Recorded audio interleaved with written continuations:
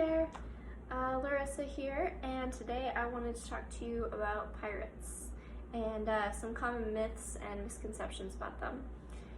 So did you guys know that pirates actually never made anybody walk the plank? That's a myth.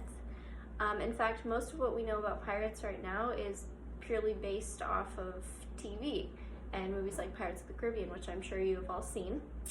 But pirates, what you should know is they actually lived some really interesting lives, and my dad even read a book on them, so I just found the topic really interesting, and I wanted to share some of that with you guys today. So today I plan to tell you about pirates and how they actually lived. Today we will cover their code of honor, their actual lifestyle, and where are they now.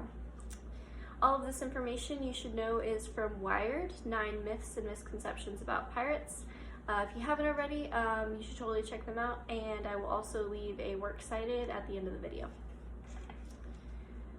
So I want to share with you today because with all things in history, I think it's important to share real stories and make sure we don't spread misinformation, because that can lead to some really dangerous things in the world. Now without further ado, let's discuss some common myths and about pirates. So the first thing we should know is all pirates have a code of honor. Like most criminals today, all criminals have a code of honor.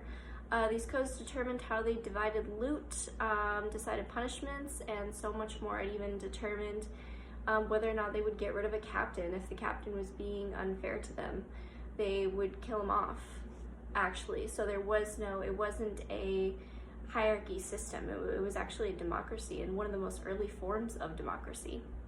Pirates also never killed if they didn't have to. They would rob the ships, but most killings were more or less incidental. If they didn't have to kill somebody, they wouldn't. It was more of a, give me your loot, and if you don't, then we'll be forced to kill you off.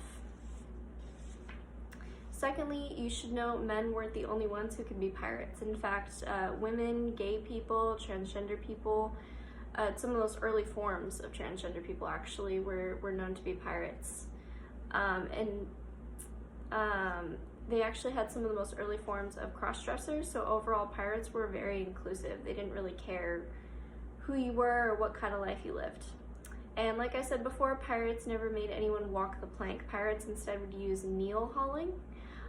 It's a term where basically they would tie their victims to the end of a rope, throw that person off the side of the ship, and just continue steering away. So basically they would end up getting waterboarded, essentially. So because of all the falling off from the back of the ship, they would either be severely injured by whatever hit them, or inevitably they would end up drowning.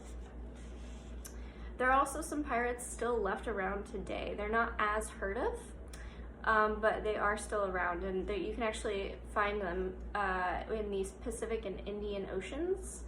Worldwide losses from piracy are estimated to be between $13 and $16 billion US dollars a year. Modern pirates, like those long ago, kidnap, murder, and kill their victims, not to mention stealing ships and cargo. So there are still known to be some around today. It's just not as heard of. It's more of a modern term. So today I discussed with you today the common myths about pirates, and I hope I was able to correct some misconceptions. Like I said before, I think it's really important that we share the facts rather than these misconceptions, because I think these misconceptions can do a lot of damage. I hope you all found this topic interesting. Thank you. And like I said before, this is my works cited page. It's from a source called Wired, 9 Myths on Pirates.